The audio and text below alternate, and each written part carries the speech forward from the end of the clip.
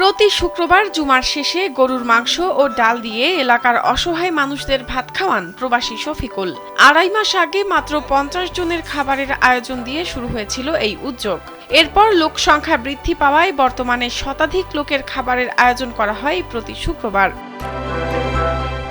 প্রবাস থেকে ফিরে এলাকার গরিব দুঃখী মানুষের কথা চিন্তা করে এই উদ্যোগ নেন মোহাম্মদ শফিকুল ইসলাম। দ্রব্যমূল্যের ঊর্ধ্বগতির কারণে এলাকার গরিব ও অসহায় মানুষজন ভালো খাবার খেতে পারেন না, তাই তিনি নিজ উদ্যোগে সপ্তাহে একদিন তাদের আপ্যায়নের দায়িত্ব নিয়েছেন বলে জানান।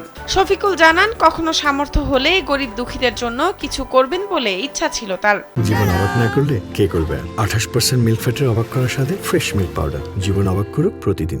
সেই ইচ্ছা থেকেই এই উদ্যোগ। বর্তমানে কাজটি পরিচালনার জন্য রয়েছে একটি কমিটি। 6 মাস আগে থেকে আমি শুরু করছি, আজকে আমাদের 10 সপ্তাহ হয়ে গেছে এই গরিবের হোটেল।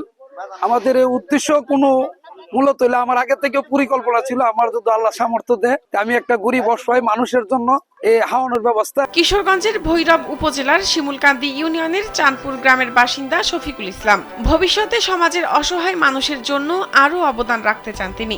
একটি বৃদ্ধাশ্রম করার পরিকল্পনার কথাও জানান শফিকুল। আমার অর্থ সম্পদ হয় তাহলে আমি বৃদ্ধাশ্রমেরও চিন্তা ভাবনা মাথায় রাখছি, ইনশাল্লাহ সামনে চিন্তা ভাবনা করব। শফিকুলকে দেখে বর্তমানে এলাকার অন্যরাও এগিয়ে এসেছেন। শফিকুলের এই মহৎ কাজে নিজেদের সামর্থ্য অনুযায়ী সাহায্য করছেন।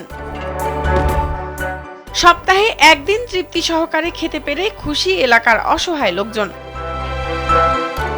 শাহনাজ পারভীন, কালবেলা।